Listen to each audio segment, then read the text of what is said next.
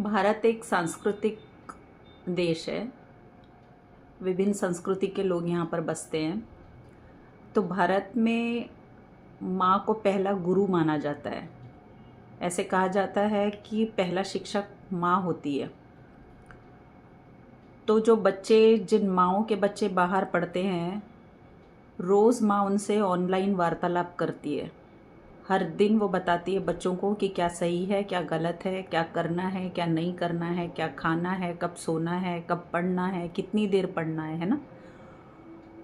तो जिन लोगों ने ऑनलाइन शिक्षक को दो कौड़ी का कहा है, क्या उनके बच्चों के साथ वो फ़ोन पर वार्तालाप करते समय अपने बच्चों को कुछ सही शिक्षा नहीं देते, जिन्होंने ऑनलाइन शिक्षक को दो कौड़ी का कहा है?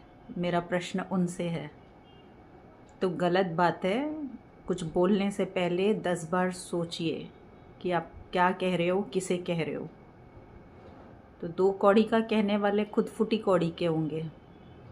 बहुत बुरी बात है अगर आपने इस तरह से कुछ किसी को कमेंट किया है, क्योंकि हमारे देश में पहला शिक्षक माँ होती है। और आजकल तो ज़माना है कि बच्चे बाहर पढ़ते हैं तो माँ घर पे नहीं शिक्षा दे पाती है तो फ़ोन पे ही सारी बातें होती है ना।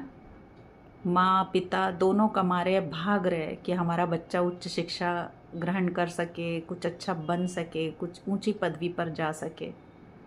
परीक्षाओं के हाल आप सबको पता है। अब शिक्षकों पर भी सवाल उठेंगे तो कैसा चलेगा? कौन करेगा प्रगति? कैसे होगी प्रगति देश की? तो जिन्होंने शिक्षक को दो कौड़ी का कहा है, वे सोचें कि उन्होंने क्या कहा है।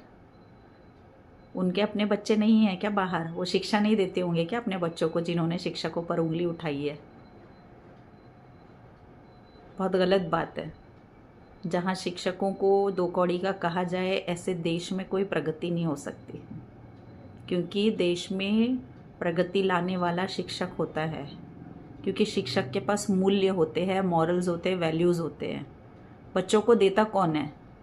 वैल्यूज़ कौन सिखाता है? जिन्होंने कहा है उनको मॉरल्स, वैल्यूज़, मूल्य नहीं मिले।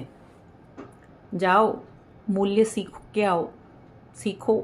झूठ नहीं बोलना, चोरी नहीं करना, झूठी गवाही नहीं देना, पड़ोसियों से प्यार करना, छोटे बच्चों से प्यार करना, ये मूल्य है। और भी बहुत सारे हैं। तो जिन्होंने नहीं पढ़ा है ना, वही ये काम कर सकते हैं और इस तरह के लाछन शिक्षकों पर लगा सकते हैं। धन्यवाद।